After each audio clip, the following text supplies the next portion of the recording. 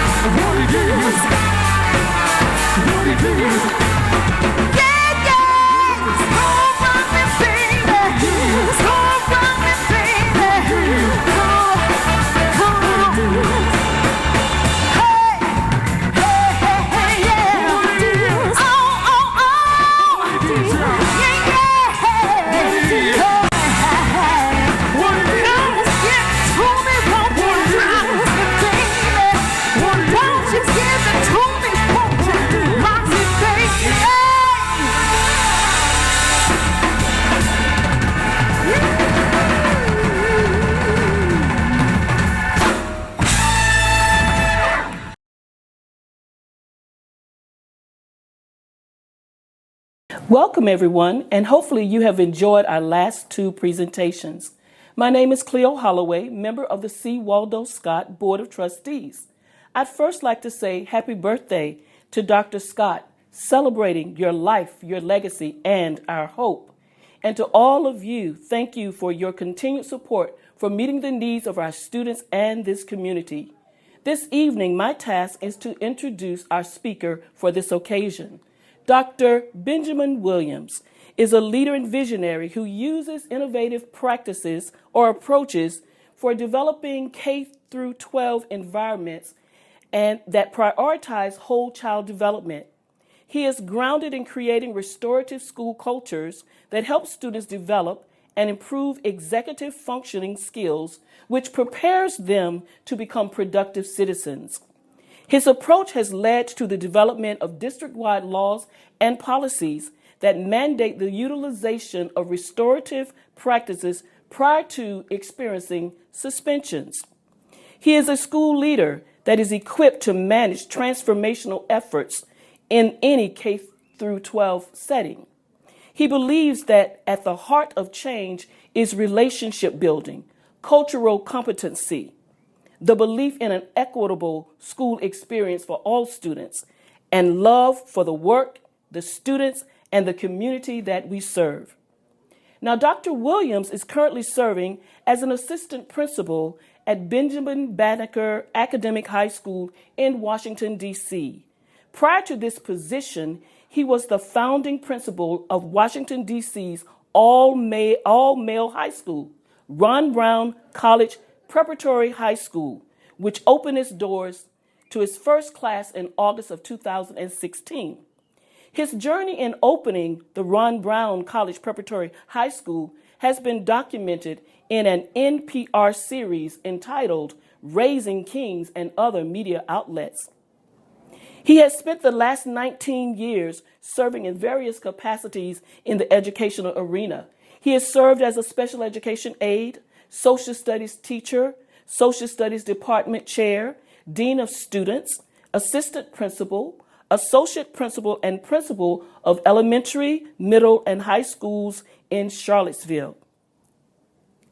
He was one of 4 recipients of the 2014-2015 Rubenstein Leadership Award for Outstanding Performance as an assistant principal in D.C. public schools.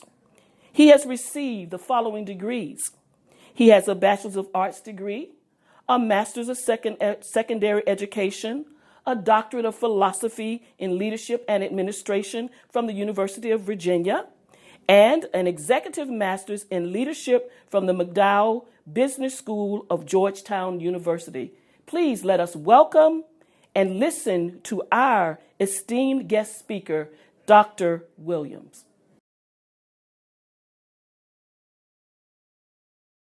Happy birthday, Dr. Charles Waldo Scott. Today, the hope that you had throughout your life for the future of our young people is being celebrated.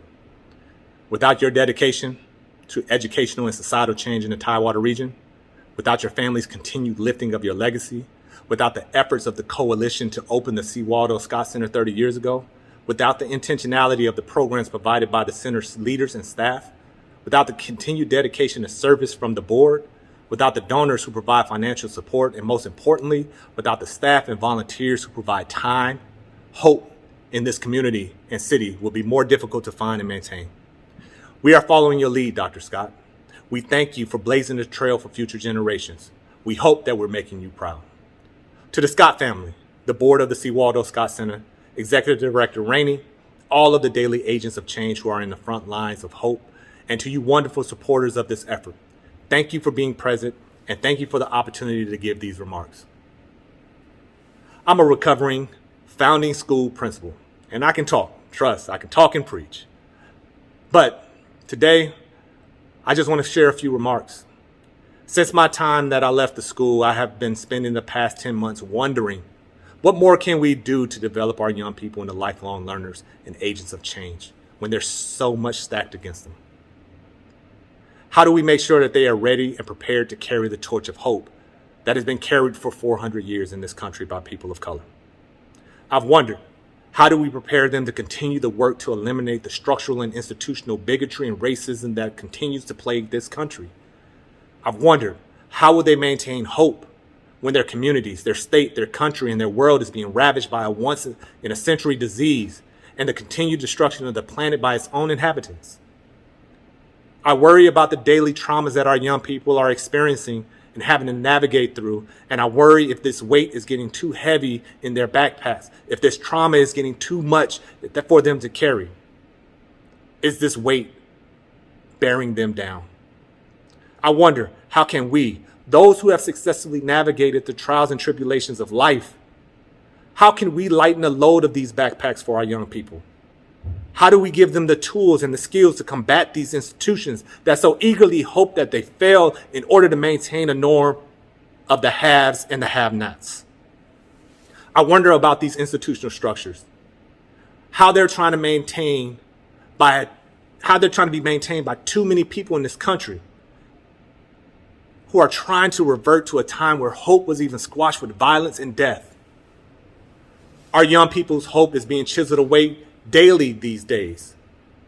Their mental health, their mental wellness is decreasing because of social isolation. This is leading to a decrease in motivation, which is leading to decrease in academic success because our young people are now having to be more concerned about their rights as a human being. Basic rights such as where I'm going to eat, where can I find water, where are we going to stay, education, and social interaction. Increasingly, they are dealing with this mental health. They're having social isolation. They're having poor academic performance. Households are unstable. Community environments are unstable. Our young people are experiencing alarming rates of death, and their communities have been devastated by the combination of a health and economic crisis. They are lacking access to broadband infrastructure and adequate devices that allow them to participate in the educational experience. They haven't had to learn to cope with this new skill, and many have struggled to adjust. Now, that's the context of our students' struggle. But I'm not here to only harp on that. I'm here to tell you that hope is still there. Deep inside the souls of our young people, hope is still there because our young people are strong. They're resilient. They have grit, and they have the ancestors looking over them that will not let the flame of hope be extinguished. The great poet Maya Angelou once said, "We encounter many defeats, but we must not be defeated." Through all of these trials, our young people continue to show this grit. They continue to show that they can persevere even through the hardest of times. Our young people do not need our pity or our sympathy. They need us to provide them with resources that will help them recover from this pandemic mentally and emotionally well. They need to know that there are adults that actually believe in their inner excellence. They need to know that they can rely on adults to have their best interests in mind at all times. They want to look into our eyes and know that they can rely on us to help them towards their expectations and their individual life goals. They need you to help them transition past this year of change. Now imagine the greater amounts of hope that our young people will be able to have if they did not have to carry these backpacks with them at all times. If that there was a door that they can leave as they entered and never have to worry about the basic human needs, that they can worry about being an age-appropriate young person. Imagine the greatness and joys that might come back to their eyes and that they might exhibit on a daily basis, showing their greatness. Well, you don't have to imagine it. For the past 30 years, the C. Waldo Scott Center has been a place where all of our young people feel safe. They can leave their backpacks at the door. The center provides proactive programs, services which focus on education, life skills, health, employment skills, and just preparedness for our young people to be productive citizens and agents of change for their community. The center's collaboration with various community-based organizations assists in offering quality programs and resources to address the basic human needs of our entire communities. During the pandemic, the Scott Center has provided programs that assist our young people with their social and emotional wellness. The board is committed to assisting and developing young people that are academically curious, that develop a positive moral compass, and finally, as stated before, who are ready to become agents of change in their individual communities and beyond. The organization has been committed to ensuring that our young people are mentally and emotionally well as they transition out of this pandemic. Now, before I leave, I have a few charges for the stakeholders who are listening to this message. As stated, do not pity our young people. Empathize, but don't feel sorry. Be consistently present. The lack of consistency affirms the lack of trust in adults. So consistency matters. If you commit, stay committed. Uplift our young people. Do not hold their hands and carry them through. Teach them skills, provide them resources, give them support and encouragement, but do not do the work for them. Be the safety net if they fail, but pick them up, dust them off, and encourage them to do it again, because that is the greatest lesson of all. And finally, for all the stakeholders in this space, lead with love. Say it if you only if you mean it. Our young people recognize when you're genuine, and they also are accepting of love eventually. If we can do this, then our young people can maintain this hope. They can continue to carry this hope as they move forward and transition to more prosperous times. So remember, hope makes everything work and move, and it has for our communities for many generations. Continue to pour into our young people because they will pay it forward. And happy birthday again to Dr. Scott, who is a trailblazer, who showed us the path. We will continue to celebrate your life, sir, and your legacy will be continued to be built upon through our young people and our community for generations. Thank you again, and have a great day.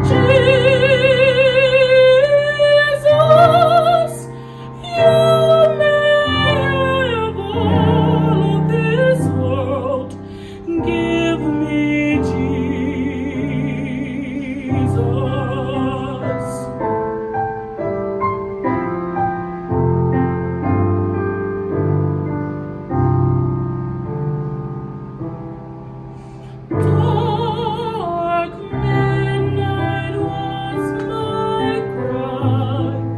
Dark midnight was my cry. Dark midnight was my cry. Give me Jesus. Give me Jesus. Nobody but Jesus. You miracle of this world. Give me Jesus.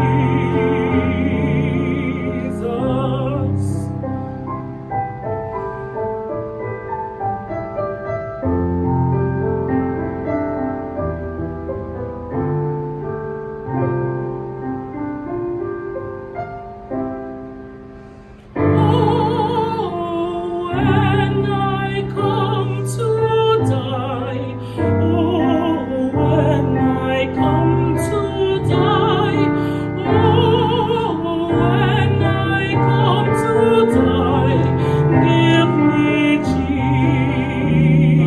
Jesus, give me Jesus, nobody but Jesus,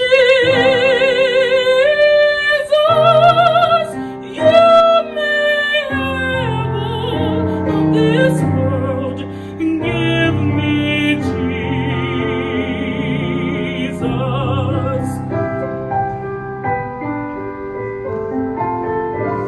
Nobody but Jesus.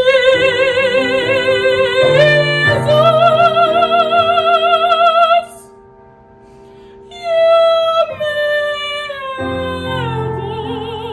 of this world, give me Jesus.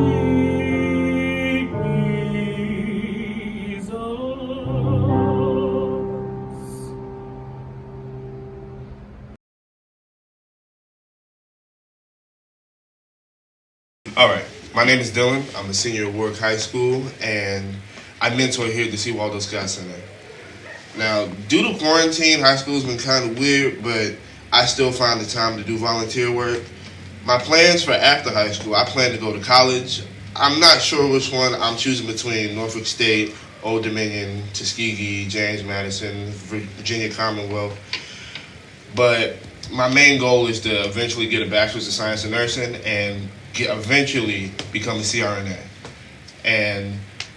But in the meantime, through all of that, I do find the time to just give back and work with the kids here, and it has been a very good experience. I find myself being in more of a big brother role, helping the kids, just trying to give them the advice that a lot of us didn't really have. And I find that a lot of times it's really rewarding. It really is rewarding. And some more facts about me. Honor student at Warwick High School, captain of the football team, offensive line. Wrestler, track, and vice president of the chess club. Let's see, something else, other things. Other than community service, I do also help my neighbors on the weekends. I mow their lawns, cut their grass, help them with the things. Because I live around a lot of elderly people. And I just help them do the stuff around the house that they don't really have anything else to do. And I would really like to use this opportunity to try and show that there are decent people and that the C. Waldo Scott Center should have more money donated to their scholarship fund. Thank you.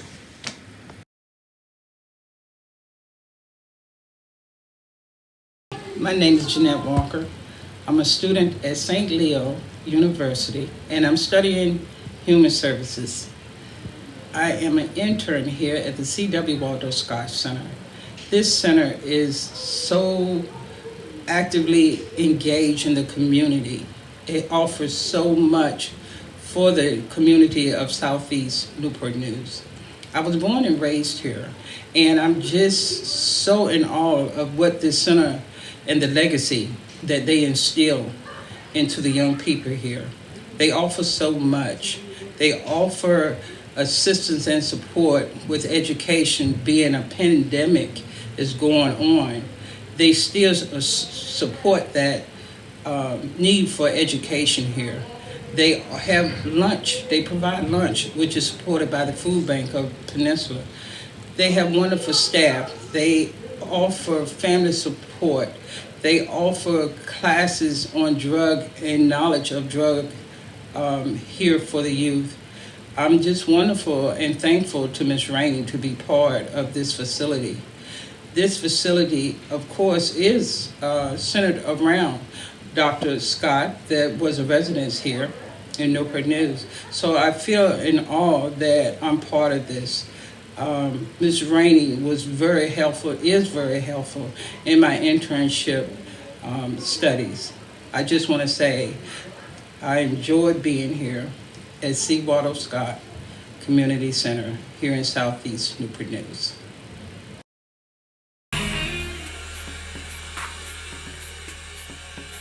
Hey Ashley, you ready? Come on!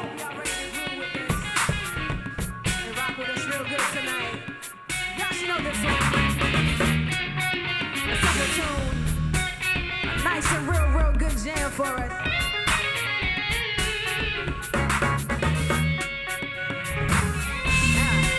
Y'all moving, right?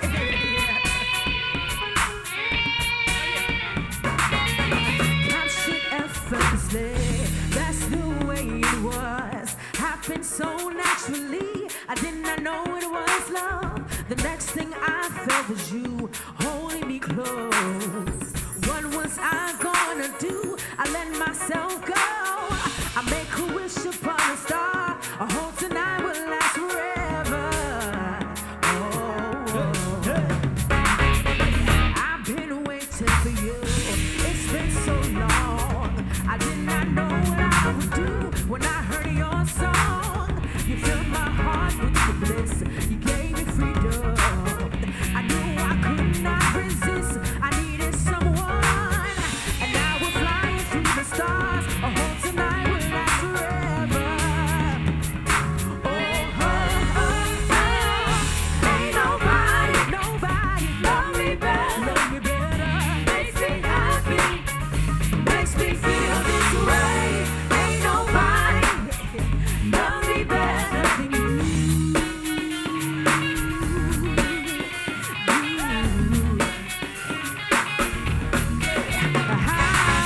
I wait for nights to come. You bring it to me.